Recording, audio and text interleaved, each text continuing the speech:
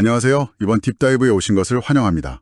오늘은 손동원 박사님 논문을 바탕으로 하고요. 또 아니타 잉글먼, 폴 블룸, 마이클 샌델 같은 여러 전문가들의 시각까지 더해서 말론 브란도라는 인물을 깊이 들여다보려고 합니다. 네, 정말 20세기 문화사에서 빼놓을 수 없는 인물이죠. 맞습니다.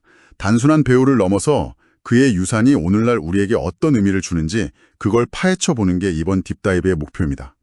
브란도의 연기 방식부터 시작해서 사회 참여, 그리고 이게 인간다움이라는 큰 질문과 어떻게 연결되는지 살펴보면 좋겠네요. 네, 좋습니다. 제공해 주신 자료들을 토대로 핵심만 빠르게 짚어보죠. 자, 그럼 시작해 볼까요? 네, 브란도 하면 역시 가장 먼저 떠오르는 게 그 연기 스타일의 혁신 아니겠습니까? 그쵸. 그 전에도 물론 훌륭한 배우는 많았지만 브란도는 뭔가 달랐어요. 어떻게 달랐을까요? 그냥 연기를 잘하는 걸 넘어서는 뭐랄까 진짜 그 인물처럼 보였달까요? 네, 맞아요. 그게 바로 메소드 연기의 특징입니다. 배우가 자기 안에 깊은 감정이나 경험을 끌어내서 역할에 완전히 녹여내는 방식이죠. 아, 그러니까 꾸며낸 감정이 아니라 정말 내면에서 우러나오는 듯한 느낌? 맞아요. 욕망이라는 이름의 전차의 스탠리를 생각해 보시면 그 불안정하고 거친 에너지 있잖아요. 그건 그냥 연기 기술만으로는 나오기 힘든 날것의 감정 같은 거죠. 정말 강렬했죠. 아, 그리고 워터프런트에서 그 유명한 대사. 난 거물이 될 수도 있었어. 네, 테리 그 실패한 복서의 회한 같은 거요. 그 장면 보면 그냥 대사가 아니라 그 인물의 삶의 무게가 느껴지는 것 같았어요. 바로 그겁니다. 브란도는 관객이 그냥 저 인물이 슬프구나 하고 보는 게 아니라 그 슬픔을 같이 느끼게 만들었어요. 감정이입을 극대화시킨 거군요. 네. 심리학자 폴 블룸 같은 분들은 이런 깊은 공감 능력이 우리 도덕성의 기초가 된다고도 하잖아요. 브란도는 인간의 약한 모습, 고통 이런 걸 숨기지 않고 보여주면서 우리 안의 공감대를 건드린 거죠. 연기를 통해 인간 이해의 폭을 넓혔다고 볼 수도 있겠네요. 그렇죠. 근데 또 브란도가 대단한 건 감정 표현만이 아니었어요. 아, 비언어적인 부분 말씀이시죠? 네. 말이 아닌 걸로 전달하는 능력. 대부의 비토 콜리오네가 대표적이죠. 맞아요. 그 조용한 카리스마. 대사 많지 않아도 존재감이 엄청났잖아요. 작은 손짓 하나, 그 표정. 네. 스티븐 핑커 같은 학자들도 말하듯이 소통은 언어만으로 되는 게 아니거든요. 비언어적 신호들이 정말 많은 의미를 전달하죠. 브란도는 그걸 정말 잘 활용했어요. 침묵조차도 연기의 일부로 만든 거죠.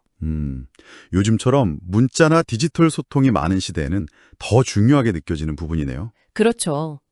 말 너머의 소통이 얼마나 깊을 수 있는지를 보여준 내미니까요. 그리고 브란도의 또 다른 면모, 바로 사회 참여죠. 배우의 역할에 대한 생각이 남달랐던 것 같아요. 네. 배우의 책임은 연기하는 것에 그치지 않는다. 세상을 바꿔야 할 의무가 있다. 이런 말을 직접 하기도 했고요. 실제로 행동으로도 보여줬죠. 맞습니다. 흑인 인권 운동 지지했고 특히 미국 원주민 권리 운동에 아주 적극적이었어요. 그 유명한 오스카 시상식 사건도 있었고요. 네, 1973년 대부로 나무주연상을 받았는데 본인이 직접 안 가고 원주민 배우자 활동가인 사친 리틀패더를 보냈죠. 원주민을 다루는 방식에 항의하기 위해서였어요. 와, 정말 파격적인 행동이었네요. 자신의 가장 큰 영광의 순간을 사회적 메시지를 위해 사용한 거니까요. 그렇죠. 이건 마이클 샌델 같은 분들이 말하는 공동체주의, 그러니까 개인이 사회에 대해 어떤 책임을 지녀야 하는가 하는 문제와도 연결해서 볼 수 있어요.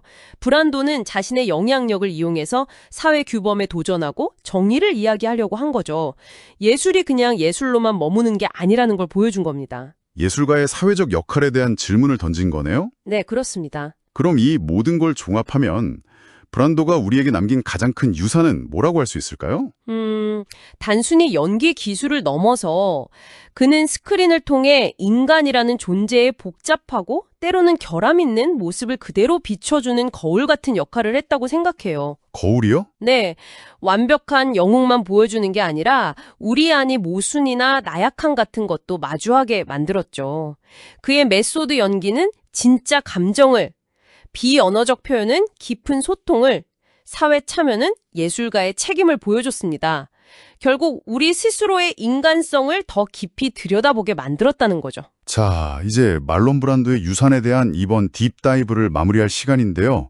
정리해보자면 그의 메소드 연기가 내면의 진실을 통해 연기의 새 지평을 열었고 제1 도그마. 네, 그리고 비언어적 소통의 달인으로서 감정의 더 깊은 층위를 보여줬으며 제2 도그마. 예술가의 사회적 책임을 몸소 실천하며 목소리를 냈다는 점, 제3 도그마. 그리고 이 모든 것을 통해 스크린 위에서 단순한 캐릭터가 아닌 복잡한 인간 그 자체를 보여주며 우리 자신의 인간성을 마주하게 했다는 것, 제4 도그마, 이렇게 요약할 수 있겠네요. 맞습니다. 그의 영향력은 단순히 영화계를 넘어선 거죠. 우리가 인간다움이란 무엇일까 고민하게 만드는 방식으로요. 제5 도그마. 오늘 우리가 참고한 여러 자료들, 심리학이나 철학, 정치 이론의 시각들은 그의 작업이 얼마나 다층적인 의미를 지니는지 보여줍니다. 네, 제공해 주신 자료들을 보면 그의 유산이 오늘날에도 여전히 우리에게 시사하는 바가 큰 것 같아요. 그렇죠. 뭐랄까 진정성이 중요해지는 시대에 그의 연기가 보여준 그 가치, 또 디지털 시대에 우리가 놓치기 쉬운 비언어적 소통의 중요성, 그리고 예술이 사회 변화에 기여할 수 있다는 가능성 같은 것들이죠. 자, 마지막으로 당신께 질문 하나를 던지며 마무리하겠습니다. 인공지능이나 가상현실 같은 기술이 점점 더 우리 삶에 깊숙이 들어오는 이 시대에 평생 동안 인간의 가장 깊은 감정과 윤리적 진실을 탐구하려 했던 말론 브란도의 삶과 작업은 우리 스스로의 인간다움을 지키고 또 가꾸어 나가는데 어떤 영감이나 가르침을 줄 수 있을까요? 한번 생각해 보시면 좋겠습니다.